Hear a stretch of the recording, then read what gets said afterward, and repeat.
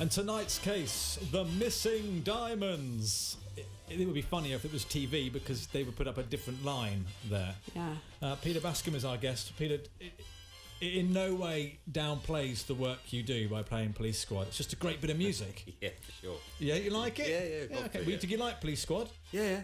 You did? Yeah. It was that, or we played the Pink Panther, and that we thought better. you'd prefer this. No, I love the Pink Panther. Oh, okay. Yeah. We might dig that out for you. Peter Bascombe from Bascombe International Company in Fareham is a private investigator. Now, is there any difference, first of all, between a private investigator and a private detective, or are you completely the same thing? The private investigator is the more modern name, I guess. Yes. Yeah. Okay. How did you get into this job? Well, I was a police officer in Portsmouth, a detective in Southsea, and in 1989 I decided I'd had enough because just banging my head against a brick wall when people should be getting 5 years and they were getting a £50 fine. Yeah. And I decided to leave. Didn't know what to do, did a few different things, and then this job was advertised. And went for the interview, got the job, and joined in 1992. Yeah. And then my boss retired in 1998 and I bought the business. Wow, okay. So, presumably then with your links to the force, do you work quite closely with the police or no, not? It's completely different. And that was the one eye-opener for me, really, actually. We, of all of our business that we do, about 4 or 5% is crime. The rest is civil. Right.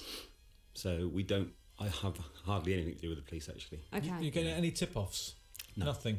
Nothing at all? No. It's not like anything like the TV? Nothing at all. You've got quite a tan on you at the moment. I'm wondering whether you've had to go to Spain for a couple of weeks to sort out a few issues for clients. That's what I told all the guys in the office, but actually I was on holiday. Were you? Do you say all the guys in the office? How many of you are there then? Well, at the Fareham office we have 5, but we use agents throughout the country. So we're instructed by solicitors, local authorities, corporate clients for the whole of the UK. Yeah.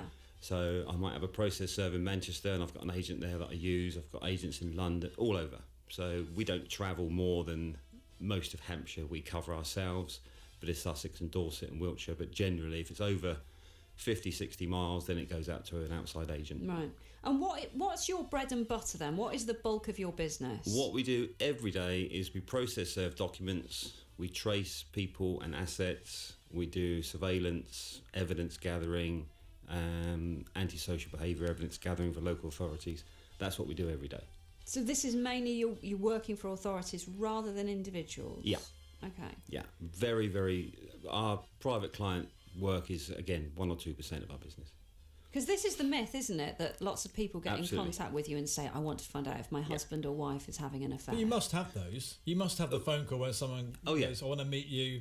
How much is it going to cost? Yeah. Do you ever do the honey trap? No. Oh, no! This was my career choice. This is what I wanted to do. Before I stayed in radio, I was going through a bit of a period when I thought, I want to do something else. I met a private investigator at my old job. Yeah. We stayed in touch and he ended up franchising his business. All right. And I looked into doing it. I looked at the qualifications. My dad was a police officer, so I knew a little bit about that side of things. Yeah. And I always thought that would be the job for me. I wanted to do corporate fraud and stuff like that. Yeah. But he said to me, well, there'll be lots of affairs and lots of honey trapping. And it was at that point I thought, I don't think I want to do this. Well, honey trapping is pretty illegal anyway, so...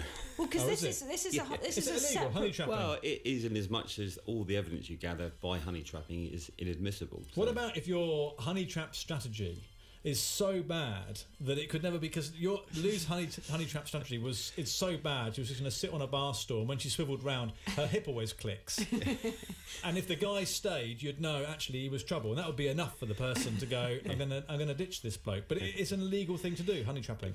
Well, there's it's borderline whether it's legal or not, but yeah, you can't put somebody into is they call agent provocateur. That's inadmissible. So it's fine to follow somebody Absolutely. and find out if they are having an affair. Yes. But you shouldn't put them in a position where you are tempting them. Absolutely to. Okay. Have you ever had that as a client when you've had to follow someone to see if they're having an affair? You must have had that. Oh yeah. I would imagine that's reasonably interesting because you've got to. Is it am I just living in a strange dream world of TV? No, we've had some classics. Give us a classic before we play a a little tune. classic. Late Friday afternoon, client rings. I want my wife followed. Okay, long story short, two vehicles outside the address. We followed her to another address about 6-7 miles away. She went into the house, came out with another guy, got in his car, drove away. Oh. So I rang the client and said, good news and bad news. She's gone. He said, right, stay there. What was the good news? Sorry. Well, the good news is we managed to follow her and stay with her. I don't know whether you're going to say good news is she got in a great car. Bad news, not with you. Yeah. So we sat there and he turned up with a spare key for her car. Follow me. So we then follow him about 5 miles away and he parks her car in an industrial estate somewhere, Right. take him back, job done. So she came back to the address. And the car had gone. Car's gone, so she rings him. My car's been stolen. Really? Where from? Oh, what a fantastic! Goodbye. Put the phone down. This is like proper. Like that could be a TV program. Yeah. That could be a plot. That Yeah. is brilliant. We have got Peter Bascombe with us for the next half an hour or so. Any questions at all? If you're just curious about this job, as I am, or perhaps you would like some actual advice, get in touch. 0808 100 3800. If you want to text 81333, start your message with Solent.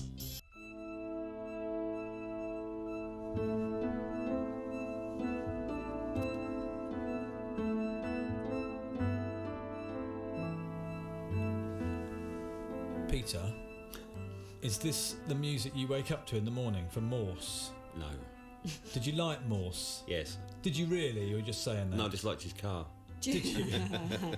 Do you watch all the detective shows on the telly? My favourite is Frost. Okay. I love Frost. Why? And Because Line of it's... Duty. That's Oh, Line of Duty. Yeah. We'll have a whole separate conversation about Line of Duty. Yeah. But you were saying off air a minute ago that it is frustrating as a private investigator watching some of these programmes on telly because they do give a little bit of a false impression of what the job is actually like. Absolutely. Give us some examples. They're still portraying private detectives as being able to access bank accounts, phone records, and that's just not happening. You know, the Leveson inquiry blew all that out of the water, brought to the fore. There were people still trying to do that, and they brought them to justice. They've all been jailed. You cannot do that sort of stuff. It's just impossible. And we still get phone calls today. People, I've got a registration number. Can you tell me who owns the car? No. Oh, that's a shame because I've got 3 written down I was going to ask you about. What about sort of listening in on phone conversations? I mean, do you not get any special rights to do that? No, we have none whatsoever. We have no powers at all. Okay. So even though that it couldn't be presented as evidence, you still can't do it to just build up a picture yourself? No. Okay.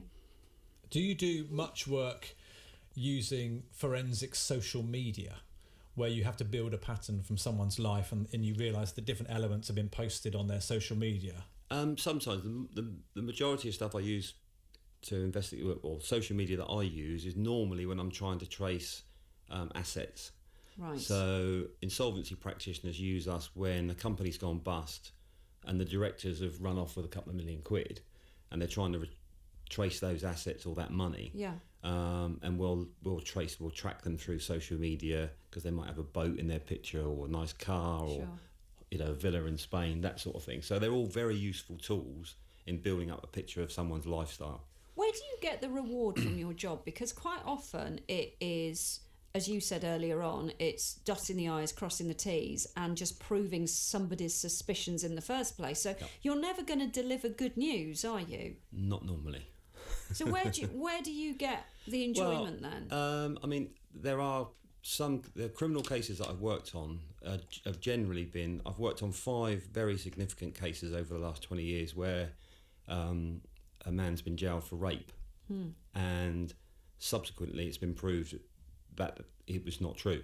Right. And I've worked on their subsequent defence, and they've been released from prison. The conviction has been quashed.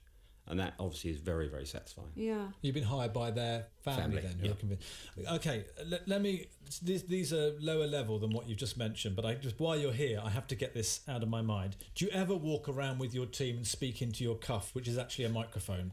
No. Do you ever speak into your collar that's a microphone? No. You don't carry microphones at all? No. Earpieces? No. Oh, for goodness sake. Do you wear a Mac? No. Do you when you see a client comes to you and they say, I think my husband's having an affair or wife's having an affair, Yeah. do you take large and pointless, because no one understands why, but large black and white photos that you keep in a brown folder that you throw down in front of them and they open and then go, Absolutely. do you you don't take big photos? No, we take normal photos. Yeah. Just regular photos? Yeah. Okay. It's disappointing, really, isn't it? This is my whole career path. When I finished doing this, that you're just quashing. Everybody thinks it's so glamorous, but generally it's not. Let's talk about because the thing I wanted to get into was company fraud, not actually doing it, but trying to solve problems like this. Do you have members of your team that will go and pose to be members of staff at a company and then look at somebody's behaviour or try and get into solving a case like that? Yeah, we have put staff members from our team into an employment. Yeah, we've done that before. One was a transport company where they knew that goods were coming in, and somehow the team downstairs were mishandling their goods, taking stuff out, moving it, and they were losing thousands and thousands. So we put a bogus employee in there for a week. So it's just a week, and then they're just in and out. We captured everything we needed. Yeah. And when you say captured everything we need, are they then carrying onboard cameras? Absolutely. Oh, this is Little so buttonhole exciting. ones. That's it. Oh, then Nice. This is more like it. This is the kind of job Great I question, want. Lee. Yeah, It that is, was good. isn't it? Yeah. What else have you done along those lines? That maybe I could get involved with. Oh, blimey, I don't know. Is that uncommon for you to have to deploy your staff in for a week? Because that must be very, very expensive. It is these days because covert CCTV is now much more prevalent, and most of these businesses now barcoding, etc., etc. It's so much more sophisticated and so much more difficult for employees to commit employee theft. And therefore, your work has changed, has it? Did you maybe have a lot more jobs like that now aren't required? Yeah, absolutely.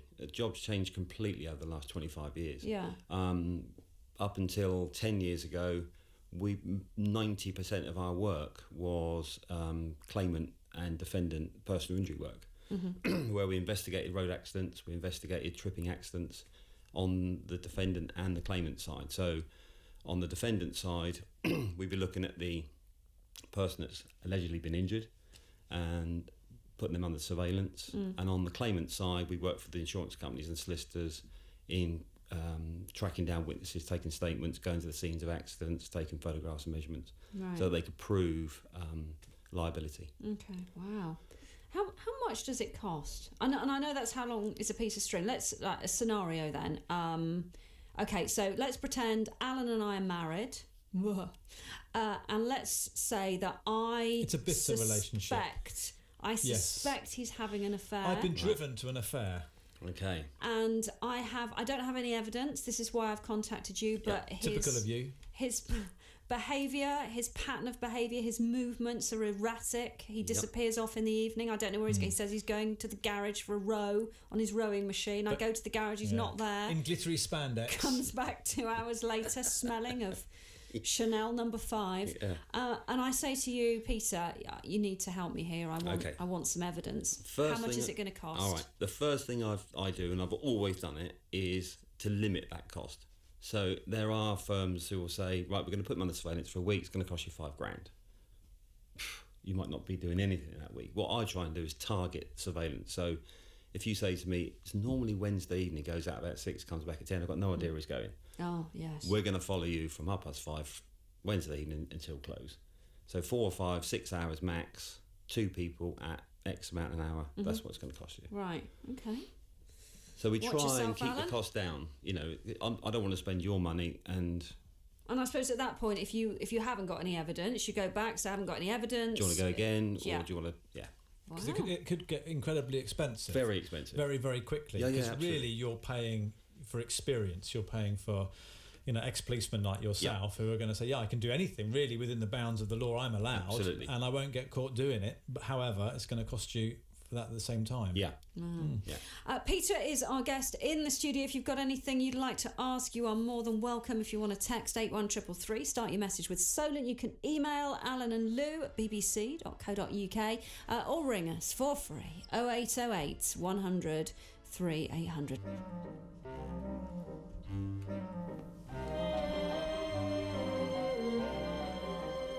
He's rolling his eyes again. Peter Bascombe, our guest. Do you like this one, Midsummer Murders? No. What, was it because the location was too boring for you?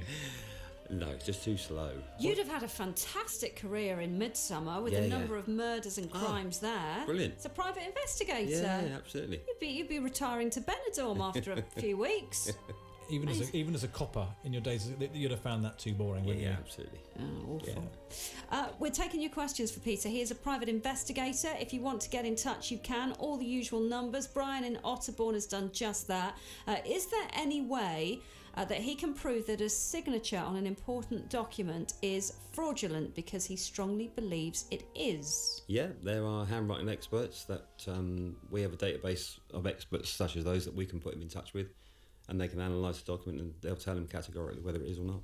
And then once you've got that, what do you do with that information? So say it is fraudulent, say no, that's definitely not the signature it says it is. Okay, well then it's either, if it's a criminal offence, he needs to go to the police, or if it's a civil matter, then he needs to instruct a solicitor. Okay, and that evidence from a handwriting analyst, that is enough, is it? If they're an expert witness, classified, then Right. yeah, that's admissible evidence and they can use that in court law. Okay. Can a private investigator use drones? Tell me a story involving drones. Yes, we can. The legislation still is very tenable at the moment about drones, what you can use them for, but under all the regulations that we adhere to, GDPR and RIPA, as far as surveillance is concerned, there are parameters that you have to adhere to. So, for example, if someone just qualifies, like CCTV, for example, which the drones are using effectively, if an individual wants to put up CCTV on their own house, you can do so, providing it only covers your property and your driveway. You can't film next door, you can't film people crossing the road. And the same is as far as drones are concerned. So if you're using a drone for what we call protracted surveillance, you have to adhere to certain rules and regulations, and you have to make sure that you don't have what's called collateral intrusion. So if we're following a vehicle, for example, we can only follow that vehicle, not the vehicle the front, the vehicle behind. Okay. But we had a case where a company were losing a hell of a lot of gear they were supplying to a bogus company. We tracked some of the items, but then it went into the countryside.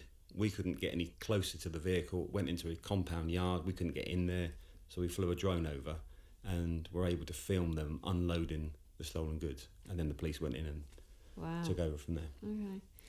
Moving on to surveillance again, which we talked about a minute ago. Say you were interviewing me for a job, and you wanted somebody who was going to be good at surveillance. What kind of thing do you say to your members of staff then? How do you be inconspicuous? Blimey, it's all about common sense, right? You know, if it's not, you just make sure you don't stand out. And if you're following someone in a vehicle, you have to make sure we try and get what one for cover is our code, if you like. So if I'm following the car, I want another car in between him and me. Right. Hopefully. Yeah. But then you run the risk of getting caught at a roundabout or traffic light. So it's all about common sense. And because I suppose of background, you've done it for so long, you know what you're doing, you know what you're looking for, you know where to stop, where to park, where not to park, don't park on double yellow lines, that sort of thing. And you know, I always follow the Bill Clinton rule. When I go for a walk, which was his Secret Service officer wrote a book, and the most dangerous thing that Bill Clinton ever did was go for a run around the White House, because it was the rule, he said, other than the fact that he thought it was stupid because they couldn't protect him, was we must never run the same route more than once. So they had to keep changing the route. And I think even as I'm sort of going shopping, I think I'm going to go left. I'm going into the Marlins.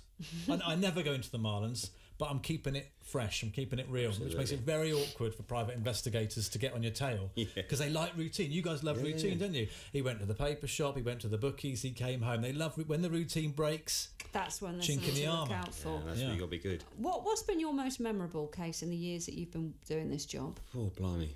I guess the longest case I worked on was the Daniel Nolan missing case, which I worked on for nearly a year. Crikey. But there's just been so many funny ones, really. We've had some absolute classics. Oh, go on, give us a funny one to end. Okay, let me try and think. Without getting us prosecuted. Yes. Yeah, okay. We process serve documents every day. Yeah. And they can be anything. So we serve witness summonses, we serve bankruptcy petitions, statutory demands, emergency protection orders for the council, etc., etc. The normal ones that are going to cause you a bit of grief are non-molestation orders. A non-molestation order is taken out by the court by a man or a lady against their other half. Right. And the order prevents them from harassing them, contacting them, assaulting them, etc., etc. And there's normally a power of arrest attached to it. So we have to go along and serve the person that's not allowed to do this anymore. Uh-huh. And generally they don't want to see you. And I had to serve this guy, and they said we don't know where he lives. He's working on a building site. Right. So I went to this building site. So and so around. Oh yeah, he's downstairs, mate. So I went down there, and this guy stood up, and he was about 8'4". And he had a big lump arrow in his hand. You so and so? Yeah, might be. Oh, so I've got these papers for you. So I can't tell you what he told me to do anyway. So I just chucked him at his feet, because that's good service, and walked away. And I knew he was behind me. Oh. So I walked out and started walking up the road, and the sunlight was such that the shadow of him with the hammer was over me. So I just kept walking. Got to my car, thought I'm not going to stop it because he'll hit my car. So I carried on past my car, walked another cut round, and in the end he just shouted a load of abuse and walked off. Walked back on the car.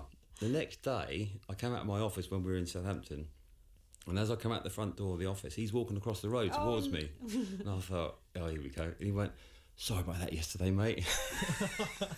Oh, yeah, no worries. He came to apologise.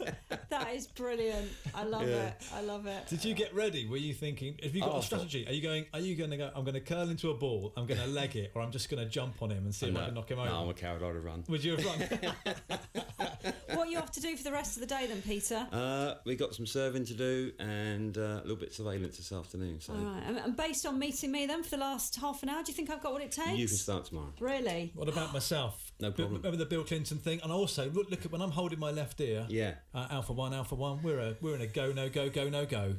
Whatever sort of phrases you guys use. Do you ever use go, no go? No, we use go, go, go, or left, left, left. The reason you repeat that... What about right, right, right? Right, right, right. Oh, Absolutely. okay, see, I'm picking it up. Yeah. Stop. And the No, reason no. the reason you say it more than once is because the radios don't always work. Right. That's why you'll hear someone say left, left, left. They're taking a right, right, right, just so that if you say the first two, it might not come through on the comms. So you say it 3 times. And just one last thing. I'm sorry, I'm asking you loads of questions. When you've got 2 cars then involved in some sort of surveillance or following somebody, they're communicating to each other on radios. Yeah. God, how exciting. M, phonetic alphabet. What do you use for M? Mother. What do you use? Mother or Mike? Mike. Use Mike? Yeah. I use Mike. Do you? No one uses mother. No. That's another argument we've solved. Okay. Mike. The PI says Mike. We've all got to use Mike. Okay, all right, Mike it is.